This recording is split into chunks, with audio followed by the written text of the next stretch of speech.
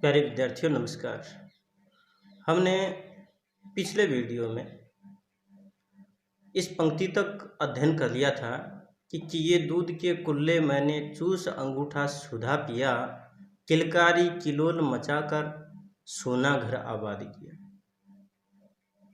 इस पंक्ति में कवियत्री कह रही हैं कि किए दूध के कुल्ले मैंने चूस अंगूठा सुधा पिया, कि बचपन में मैंने खूब दूध के कुल्ले किए, मुँह में दूध भर के खूब उड़ेला, और उस समय बाल सुलभ चेष्टा के कारण जो अंगूठा है उसको हमेशा मुँह में रखती और उसे चूसती।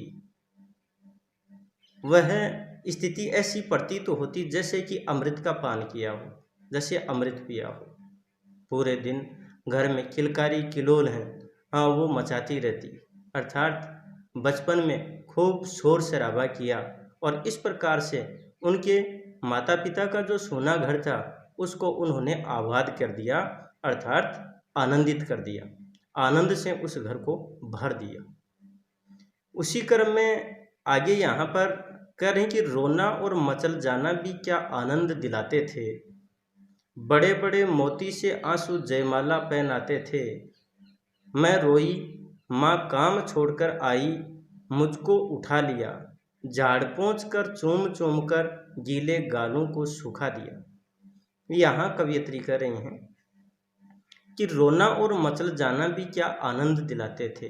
अपने बचपन की जो यादें हैं उन यादों में कवियत्री खो जाती हैं और वो बता रही हैं कि वास्तव में उस बचपन में रोना और फिर मचल जाना, किसी वस्तु को प्राप्त करने के लिए जिद कर लेना, मचल जाना, वो भी बहुत ज़्यादा आनंद दिलाता था।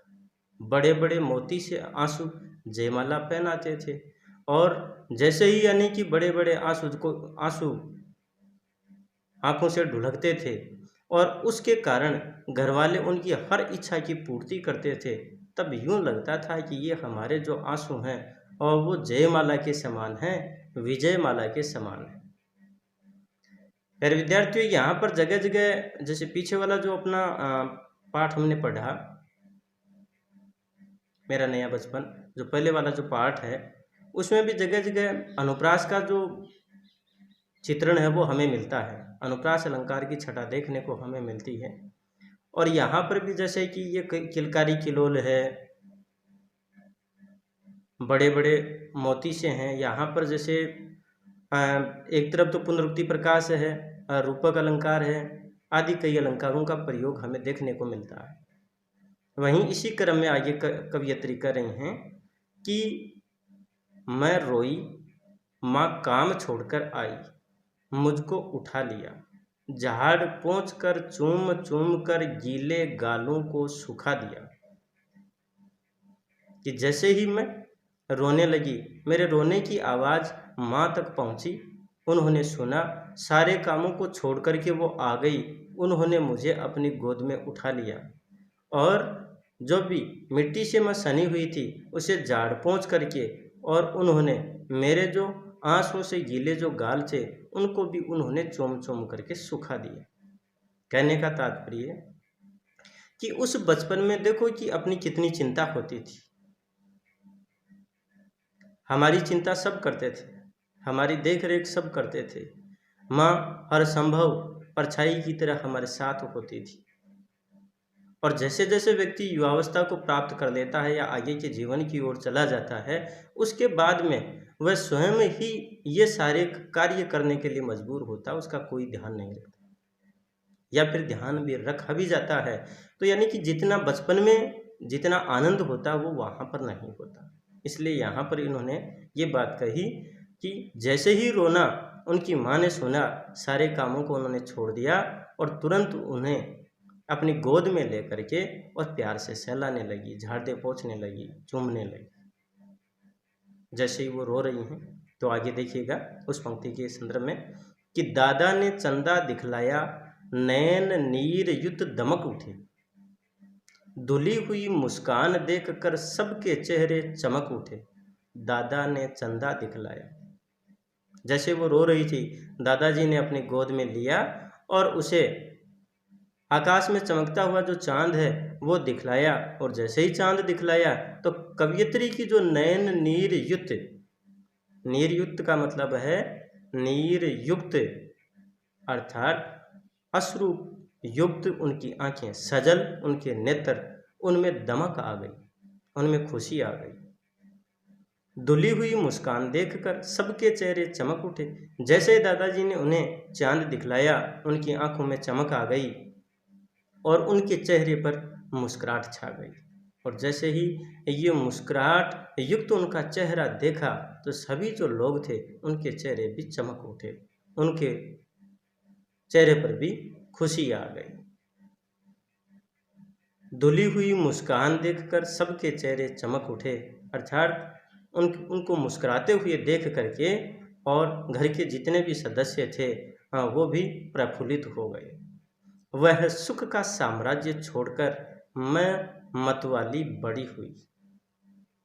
अब यहाँ पर कवयित्री का जो बचपन है वो बीत चुका है और वो बचपन से यौनावस्था की ओर अग्रसर हो रही हैं, और जैसे ही यौनावस्था की ओर अग्रसर हो रही हैं तो बहुत सी स्थितियां बदल जाती हैं, व्यक्ति के भीतर बहुत से बदलाव आ जाते हैं, वो शारीरिक बदलाव भी और मानसिक बदलाव भी।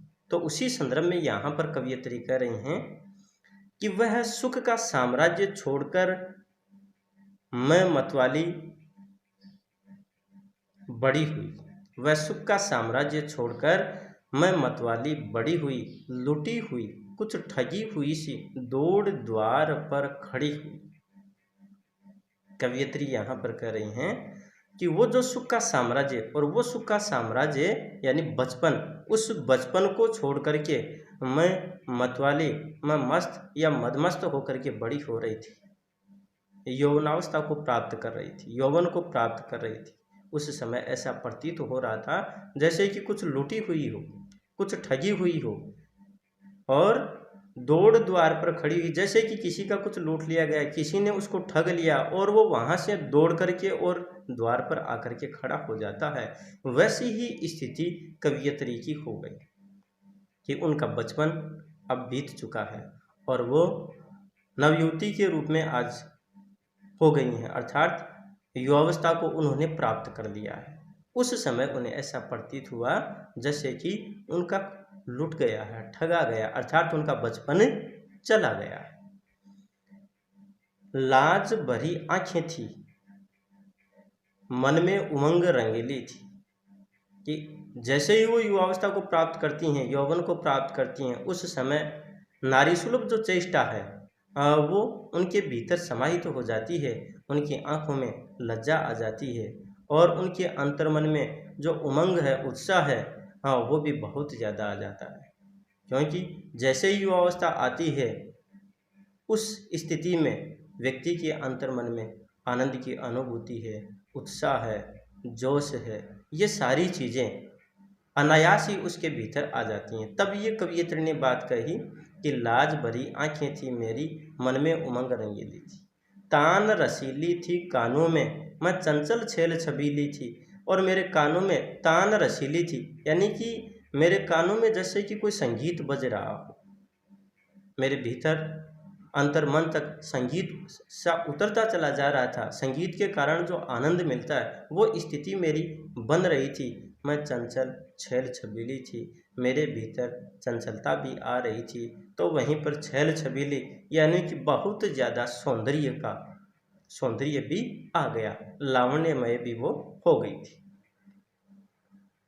दिल में एक चुभन सी थी, ये दुनिया अलबेली थी, मन में एक पहेली थी, मैं सबके बीच अकेली थी।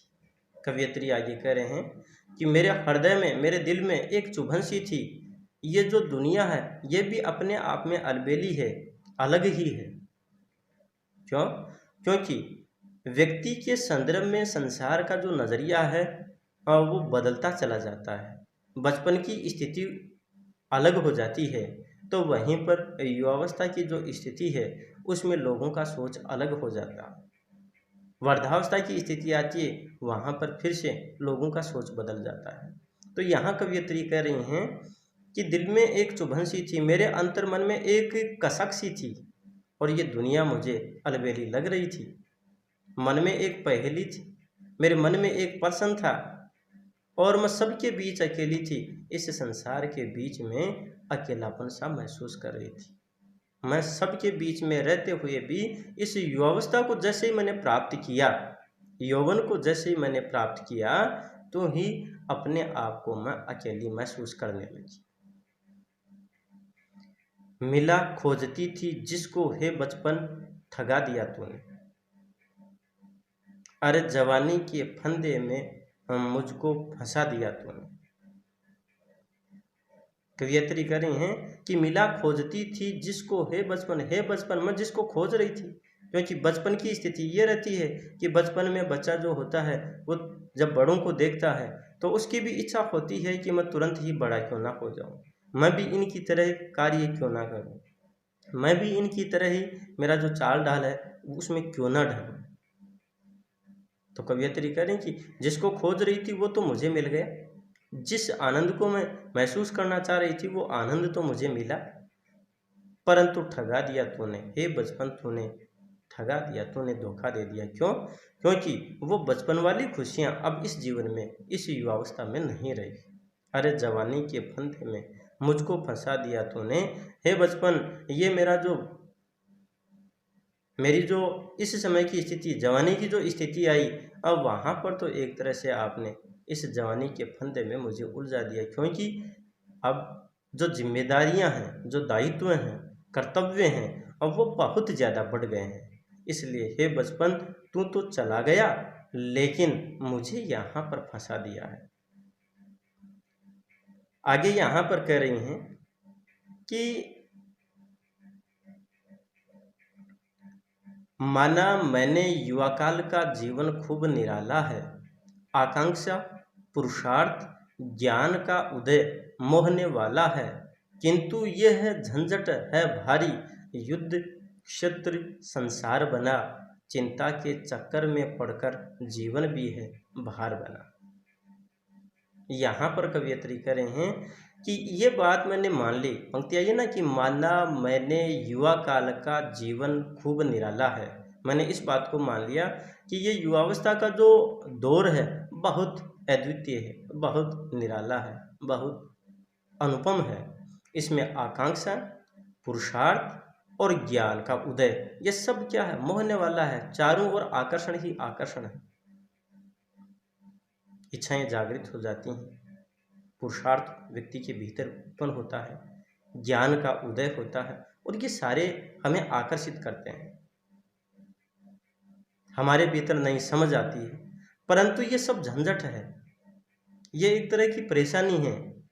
और उस समय ये जो संसार है वो युद्ध क्षेत्र की भांति लगने लगता है। जिस प्रकार से युद्ध क्षेत्र में अपने आप को विजयी घोषित करना, अपने आप को बचाना, बहुत सारी बातों पर ध्यान रखना पड़ता है, उसी तरह से इस जीवन में भी सारे दायित्वों का निर्वहन करते हुए आनंद की अनुभूति करना बड़ा कठिन कार्य है।